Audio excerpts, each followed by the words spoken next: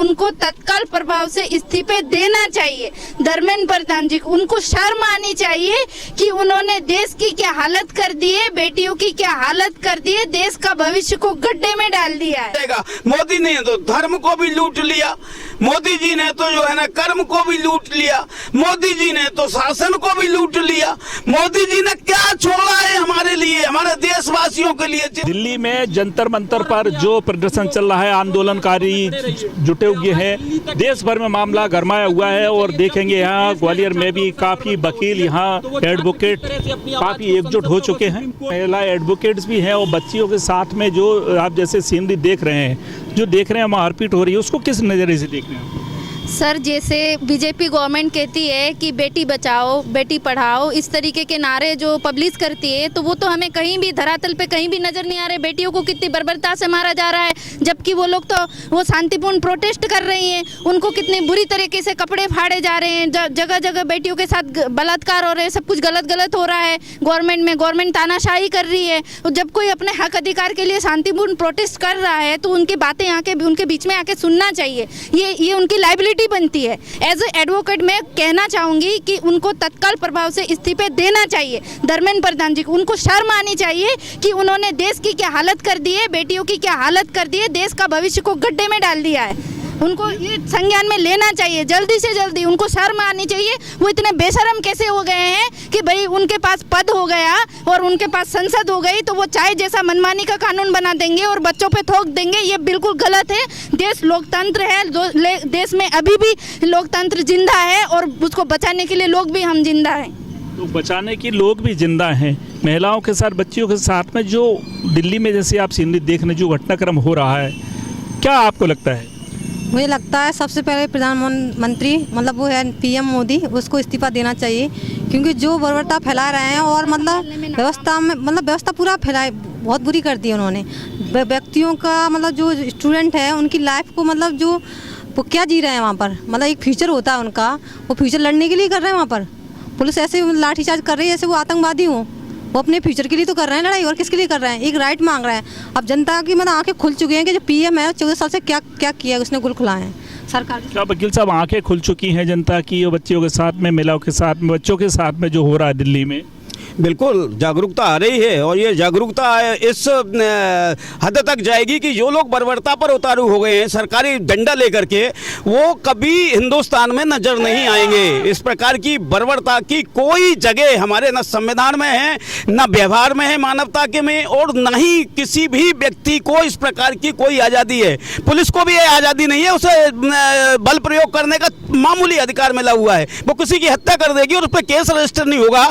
ये इससे बड़ा दुर्दांत उदाहरण इस देश में न्यायपालिका के ऊपर कलंक लगाने वाला कोई नहीं होता। अभी आज उस व्यक्ति की हत्या हुई है, उसको चोटें आई, उसकी अभी तक एफआईआर नहीं हुई है। उस पर अविलंब उन लोगों की पहचान की जाना चाहिए जिनकी चोटों से उसकी हत्या हुई है। तो ये काम जब तक नहीं होंगे तो हमारा संविधान खत्म, हमारी न्यायपालिका खत्म, हमारी मानवता खत्म, हमारा रहमो करम सब कुछ खत्म हो जाएगा, कुछ नहीं बचेगा। मोदी ने तो धर्म को भी लूट लिया, मोदी जी ने तो जो है ना कर्म को भी लूट लिया, मोदी जी ने तो शासन को भी लूट लिया। मोदी जी ने क्या छोड़ा है हमारे लिए, हमारे देशवासियों के लिए, जिन्हें कल हम लेकर के ये बताएंगे अपने देशवासियों को, आने वाली पीढ़ियों को, कि हमारे पूर्वज हमारे लिए हमारे देश के संविधान में ये छोड़ गए हैं। वो तो संविधान की हत्या करने पे तुले। मुद्दा है क्या, मुद्दे लेके बात कर रहे हैं? ये है कि दिल्ली में जो छात्रों के ऊपर जो बर्बर लाठीचार्ज हो रहा है, जिसमें तमाम लोग घायल हुए हैं, उनकी जायज़ मांग को दबाने के लिए लोकतंत्र पर हमला है। इसलिए हम लोग बड़े चिंतित हैं और उनके साथ खड़े हैं।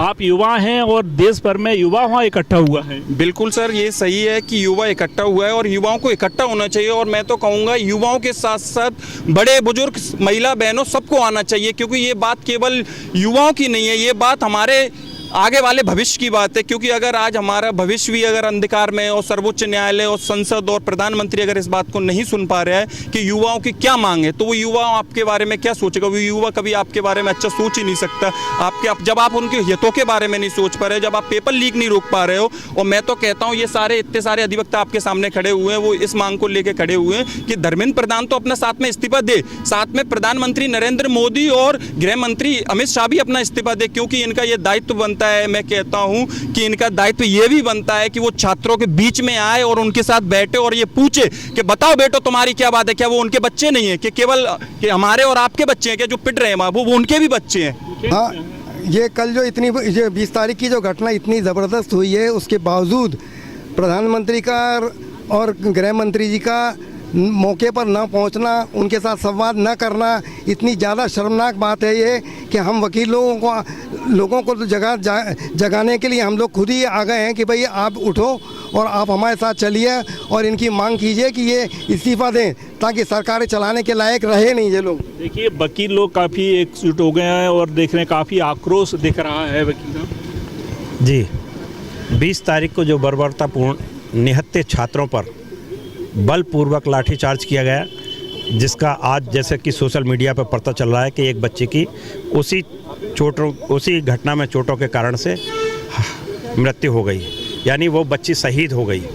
अपनी मांगों के लिए नीट पेपर लीक के खिलाफ शांतिपूर्ण आंदोलन को इस तानाशाही सरकार ने इस तरह से बर्बरतापूर्ण तरीके से दबाया जैसे बच्चे नहीं वो कोई आतंकी संगठन हो, जबकि इस देश में आतंकी घटनाएं हुई उस समय भी इनकी अगर सजगता होती तो निर्दोष जनता और हमारे जांबाज सिपाही नहीं मारे जाते। लेकिन बच्चों को लेकर के जिस तरह से निर्दयतापूर्ण तरीके से ये हमले किए जा रहे हैं, मैं ऑल इंडिया लॉयर्स यूनियन की ओर से इस हत्याकांड की और इस बर्बर हमले की कड़ी निंदा करता हूं। कल आगे के कार्यक्रम में हम धरना प्रदर्शन की तैयारी करेंगे और इसमें सभी अधिवक्ता लोग, जागरूक अधिवक्ता लोग शामिल होंगे। तो देखेंगे अधिवक्ता लोग तैयारी करेंगे। आप क्या मान के चल रहे हैं, क्या दिल्ली में जो घटनाक्रम हो रहा है दिल्ली में, क्या घटनाक्रम जिस प्रकार से बच्चों पे, लेकिन कुछ असामाजिक तत्व भी उसमें आ गए, लाठीचार्ज जिस हिसाब से हो रहा है, उसमें असामाजिक तत्व काफ़ी संख्या में, पुलिस की वर्दी में है,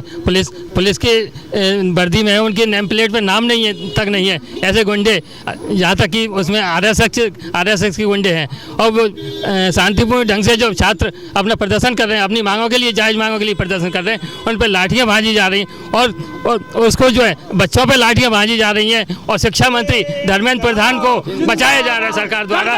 इसलिए फिर हमें मांग करते हैं कि धर्मेंद्र प्रधान को इस्तीफा देना चाहिए, नरेंद्र मोदी और ये इस्तीफे की एक बार फिर इस्तीफे की मांग उठने लगी है। वकील साहब क्या मान के चलते हैं, युवा वकील हैं आप, घटनाक्रम हो रहा है दिल्ली में, बच्चे किसी की भी हो सकते हैं, जो दिनांक 20 तारीख को हुआ है पिछले में, मैं यही कहना चाहूँगा कि क्या अधिकारियों के बच्चे जिन्होंने प्रोटेस्ट को भंग किया है या उसके दौरान बच्चों पर लाठीचार्ज किया हुआ है, उनको चोटें पहुँचाई हैं। कौन से नारे लगा रहे हो? मोदी जब डरता है पुलिस को आगे करता है। क्या है कि पुलिस को आगे करके स्टूडेंटों के साथ जो अत्याचार किए हैं और जो महिलाओं के साथ, जो बच्चियां थी उनके साथ, छोटी छोटी 16-16 साल की बच्चियों के साथ जो गलत हुआ है, जो पुलिस वालों ने किया है, उनके खिलाफ अभी तक मोदी सरकार ने कोई भी एक्शन नहीं लिया है और ना ही चीफ जस्टिस सुनना चाहते हैं वहाँ के, और वो भी नहीं सुनना चाह रहे। वो उन्होंने स्पष्ट मना कर दिया कि हम इस पर भी कोई कार्रवाई नहीं, आज सुनेंगे नहीं, जबकि ये बहुत गलत है। वो ये सोच रहा है कि ये पिटते रहे। देखिए कितनी बड़ी बात है, जो सोच रहे हैं कि पिटते रहें। सबसे बड़ा यही आ रही है कि जो बच्चे हैं कि इस प्रकार से जो दिल्ली में घटनाक्रम हो रहा है, खासकर से बच्चियों के साथ में, जो उसको किस नज़रिए से देख रहे हैं?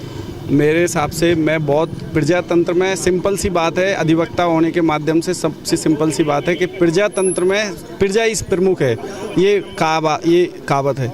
अभी इस इतने बड़े मुद्दे पे सबसे इम्पोर्टेंट है कि जो महिला मरी है वो जो परिवार के लोग हैं, तो धर्मेंद्र प्रधान जी का इस्तीफा स्वीकार करना चाहिए और उसको पूरी जानकारी से पूरे प्रजातंत्र में उसको पूरा खुलासा करके सबको इसको समझना चाहिए। देखिए पूरा धर्मेंद्र प्रधान इस्तीफा दो और पूरे एडवोकेट्स पूरे एक होते जा रहे हैं। काफ़ी युवा जो वकील हैं, युवा वकील, दिल्ली की जो घटना हुई है, दिल्ली में जो खास कर से जो बर्बरता बरती जा रही, जिस हिसाब से जो तस्वीरें आ रही हैं, जो तस्वीरें देखी जा रही हैं, पूरा देश देख रहा है, उसमें एक सबसे बड़ा सवाल आ रहा है कि बच्ची किसी की भी हो सकती है, बच्चे किसी की भी हो सकते हैं। सरकार को क्या कदम उठाना चाहिए? हाँ बिल्कुल साहब, लामबंद हो रहे हैं और जिस तरह से जो कुटाराघात हो रहा है ये छात्रों के साथ, ये बहुत ही अन्यायपूर्ण है, अनैतिक है और ये संविधान के विरुद्ध है। हर व्यक्ति संविधान के दायरे में जो ओहदे मिले हुए हैं तो उनका पालन करता है। ये एक पूरी आवाज़ पूरे देश भर में, पूरे लॉयर्स एकजुट होने लगे हैं। दिल्ली में जो घटनाक्रम जैसे हो रहे, जो तस्वीरें देखी जा रही हैं, सरकार किसी भी चीज़ पे स्वीकार नहीं कर रही, विपक्ष पूरा लामबंद हुआ है। लोग, युवा, खासकर से युवा बच्चियां इतनी बड़ी संख्या में दिल्ली में धरना दे रही हैं, दिल्ली में प्रदर्शन में शामिल हैं। आखिर ये कहाँ तक, ये एपिसोड कहाँ तक पहुँचेगा, ये घटनाक्रम कहाँ तक पहुँचेगा, ये सरकार को ही तय करना पड़ेगा।